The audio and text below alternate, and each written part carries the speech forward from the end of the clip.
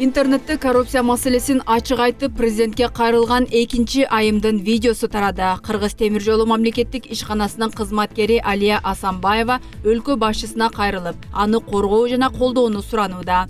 Асанбаева өзүнүн видео кайрылуусунда Кыргыз темир жолундагы билетсиздер жана форма кийимдери боюнча коррупциялык иштер тууралуу президентке ачык айткан 11 августтагы видео кайрылуусунан кийин ага карата ишкананын жетекчилиги тарабынан куугунтуктоолор башталганын айтат. Жамаатты чогултуп, маалымат жыйындарын уюштуруп, намысыма шейк келтирген сөздөрдү айтып жатышат. Мени Баңгизат ташыйт деп да күнөөлөй башташты. Бул боюнча транспорт министринин орун басары Азимбек Жусупалиевке арыз менен кайрылсам, мени кабыл алуудан баш тартты. Учурда мага карата кысым күчөп жатат деп айткан Кыргыз темир жолунун кызматкери Алия Асанбаева.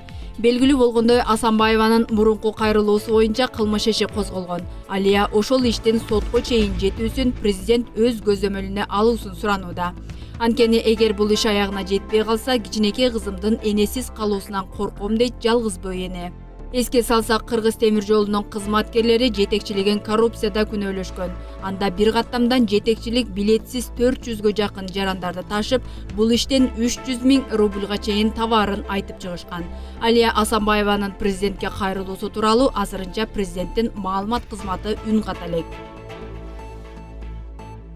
Мурдагы мэр Албек Ибраимов 28 октябрга чейин камакта калды. Мындай чечимди 1-май райондук соттун судьясы Эмилбек Кайыпов чыгарды.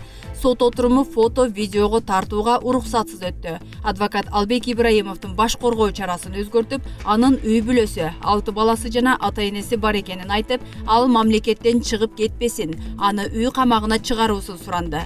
Алар Ибраимовдун ишинде кылмыштын курамы жок деп эсептешет.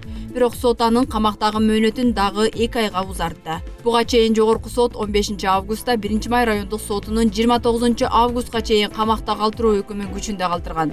Ибраимовго 4 бирине боюнча кылмыш иши козголгон. ТНК Дастандагы иштери боюнча Ысык көлдөгү пансионатты сатууда мамлекетке 152 миллион сом чыгым алып келген деп жана Борбор калаадагы жер тилкелерин бөлүштүрүүдөгү коррупция фактысы боюнча козголгон.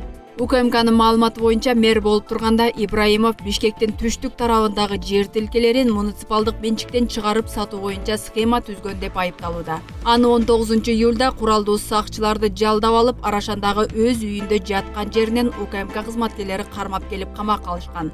Ибраимов мурдагы президент Атамбаевдин жакын адамдарынын бири. 13 июлда аны мэрлик кызматтан алуу боюнча шаардык кеңештин депутаттары ишеним көрсөтпөө чечимин кабыл алышкан.